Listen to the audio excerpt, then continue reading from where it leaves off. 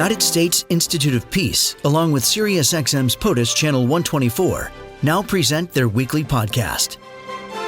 Andrew Wells Dang, Southeast Asia expert for the United States Institute of Peace, joins us now. Good morning, Andrew. How are you? Good morning, Laura. Nice to be with you. I'm glad that you're here. There was a third annual dialogue on war legacies and peace in Vietnam, Laos, and Cambodia that your organization held. Talk to me about the main takeaways there. And first, what was this dialogue intended to do? So the U.S. Institute of Peace has had a Vietnam War Legacies and Reconciliation initiative for the last 3+ years. And this is about the centrality of dealing with the after effects and consequences of the war in Southeast Asia for the people of Vietnam, Cambodia, and Laos. And it's become a foundation of U.S. cooperation with those countries. So especially with Vietnam, we were looking at what's happened in the last year since Vietnam and the U.S. agreed on a comprehensive strategic partnership, so the highest level of partnership that is now between our countries. And War Legacies used to be an obstacle to this partnership, but now it's a key foundation for it. So when you have this, and reconciliation, I know is something that there was some comment about this in post-apartheid South Africa. There was the famous Truth Reconciliation Committee hearings and beyond. Is this something similar? Obviously, albeit for very different historical reasons and context. Well, it's a very long process, Laura. I mean, we're talking 50 years after the end of the war. And it's taken a lot of efforts by veterans from both countries, by peace activists, by Vietnamese living in the U.S. who have reestablished contact in Vietnam, for instance. Same with Laos and Cambodia. And then the governments of all these countries have taken a lot of steps to improve their partnerships. So it's not through a Truth and Reconciliation Commission kind of process. It's more a gradual series of steps that individuals and the countries have taken to get over the war and improve their relations.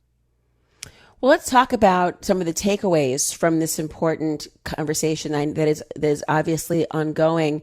What were the main takeaways from your perspective? Yeah, I think there were several new areas that this year's dialogue resulted in. And one of them is we had a youth forum that brought together young Americans with Vietnamese, Lao, and Cambodians studying in the U.S. And Asian Americans as a sort of a part of both of those groups. And, you know, they're the new generation. They grew up after the war. They've heard about it, but haven't experienced it. And they have a new vision for how our countries can work together. Oh, I'd be curious to see, on that point, especially the youth of the different countries and how insightful they can often be. Okay, you had your next point. My next point is that I think it's important that Americans of Asian descent are really involved in the relationship diplomatically and through educational exchange and economically. That's a special feature, really. It's because of the war, right, that there are so many Southeast Asians living in the U.S., and many of them have done very well. They've gone back to visit their parents' home countries, and they can contribute a lot to the relationship. How has the United States government, played a role in this reconciliation, or has it been organizations like your own and institutes that have really led the forefront? Well, the key turning points were in the 1990s when the U.S. ended its trade embargo and reestablished normal relations with Vietnam. And that happened because of the leadership of a bipartisan group of senators who included many Vietnam veterans, as well as the Clinton administration. And since then, the governments have taken other steps to increase their partnership and have, for instance, security cooperation and more economic and technological exchange. And that led to finally this comprehensive strategic partnership in 2023. None of that would have been possible without the U.S. and Vietnam agreeing to do things about war legacy issues like missing persons from all sides, cleaning up Agent Orange and unexploded bombs, and so on.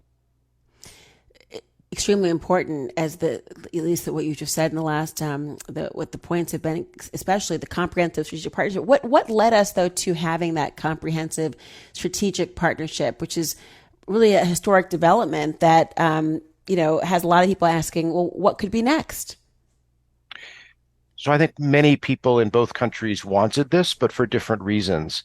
And in Vietnam, wanting more U.S. investment, technology, economic relations was a key driver. For many in the U.S., seeing Vietnam as a kind of swing country that's between the U.S. and China and can play a balancing role in the Indo-Pacific was really important.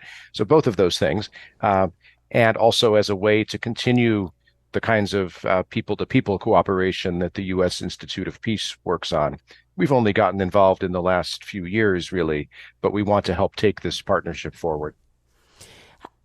Tackling the issues such as locating missing personnel or mitigating Agent Orange's effect or clearing up unexploded ordinances, and that's a very important series of steps, but also quite difficult. How is this happening? What have been the priorities, and is either country taking the lead on either?